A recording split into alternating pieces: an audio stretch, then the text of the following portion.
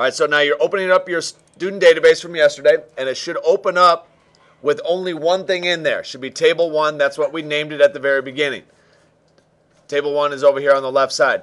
Now you're going to see this little message here that pops up at the top, and you may see it every time, or you may only see it this first time, and it's a security warning, and that's because these computers have a lot of security on there, and it kind of makes this program a little bit overly sensitive to things. So all you got to do is click on Options, click Enable this content, and click OK, and it'll work fine. So I double click on my table 1, it opens it up, and I've got no records in there, but I've at least started it so I can start typing in some data. Typing in data this way, this is called the table view, is kind of boring. It looks like a spreadsheet. You have to scroll over to the right, and when you fill out forms online, they don't look like this. They don't look like a spreadsheet or a table. So what we want to do is we want to link this table 1 to what's called a form. So I'm actually going to go ahead and close table 1. All right, now I want you to do the same thing. Have it selected though. You can see it's highlighted over here, and I'm going to create a form.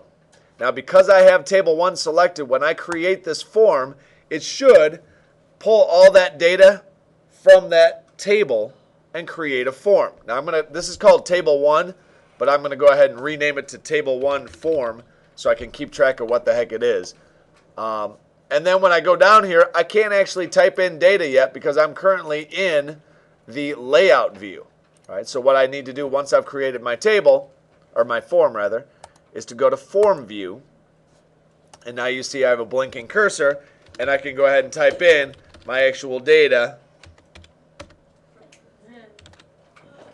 16, whatever it would be, 1980, who knows. All right, so let's say now I've got this in here. I'm going to go ahead and hit Save. It's going to ask me, do you want to save it? And I would actually call it Table 1 Form so that you can keep track of which one is which. So this is Table 1's form. I'm going to click OK. And you can see it's been added over here underneath the subheading of Table 1. So this is Table 1's table. This is Table 1's form. Now if I look at my table right here, you can see that's been entered in. And I'm going to go ahead and go to my next record. So let's say I typed in all your data here. Down here is where you control your records. I'll go to my next blank record. And okay. And now if I go to my table 1, Jane's not going to appear on there because I can't have two things open and have the data kind of shooting in there. So if you want the data to shoot from your form into your table, you need to have your table empty, or closed rather. And now if I reopened it, you'd see now Jane, I got to close them both.